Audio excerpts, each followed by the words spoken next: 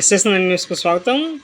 రైతులు పండించిన ధాన్యాన్ని తేమ శాతాన్ని చూడకుండానే కోసిన వరి ధాన్యాన్ని వెంటనే ప్రభుత్వం కొనుగోలు కేంద్రాల ద్వారా పంటను కొనుగోలు చేయాలని, లేదంటే ఈ వర్షానికి రైతులు పండించిన పంటను పూర్తిగా కోల్పోయే పరిస్థితి వస్తుందని, కావున రైతులకు ఎటువంటి నష్టం కలగకుండా ధాన్యాన్ని వెనువెంటనే కొనుగోలు చేసి రైతులకు మేలు చేయాలని జిల్లా రైతు బంధు సమితి మాజీ అధ్యక్షులు డాక్టర్ అంజిరెడ్డి తెలిపారు. ఈ సందర్భంగా సోమవారం కామారెడ్డి జిల్లా బాన్సువాడ మండలంలోని దేశేపేట్, కొల్లూరు, సోమేశ్వర్, రాంపూర్ గ్రామాలలో బీఆర్ఎస్ పార్టీ నాయకులతో కలిసి ధాన్యం కొనుగోలు కేంద్రాలను ఆయన పరిశీలించి ఈ సందర్భంగా మాట్లాడుతూ, మొలకెత్తే పరిస్థితి ఉంది.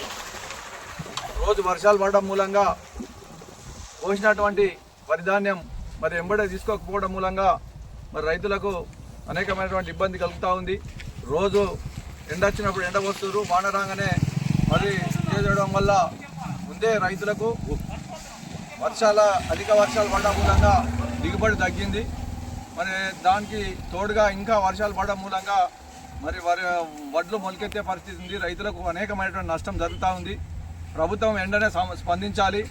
కోసిన వడ్లు ఎంబడే కోసినట్టుగా మరి మ్యాచర్తో సంబంధం లేకుండా వడ్లని కొనుగోలు కేంద్రాల ద్వారా ప్రభుత్వం కొనుక్కోవాలి. కొన్న వడ్లను కూడా వెంబడే మరి ఏదైతే వాళ్ళ ప్రభుత్వం నిర్ణయించిన ధరకు తీసుకుంటున్నారో దానికి తోడు బోనస్ కూడా ఇవ్వాలి. ఎందుకంటే రైతులు కూడా అప్రమత్తంగా ఉండాలి.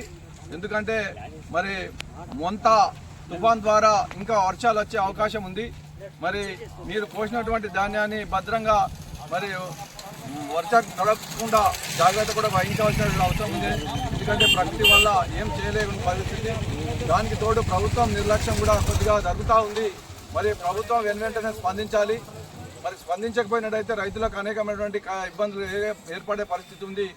దీనికి ఏదైతే కొనుగోలు కేంద్రాల ద్వారా మరి కోసిన వెంటనే పచ్చి ధాన్యం అని కూడా చూడకుండా మరి వెంటనే కొనుగోలు చేయాలి. చేసిన ధాన్యాన్ని ఎబ్బడే రైస్ మిల్లర్లు కూడా దయచేసి రైస్ మిల్లర్లకు కూడా విజ్ఞప్తి చేస్తూ ఉన్నాం.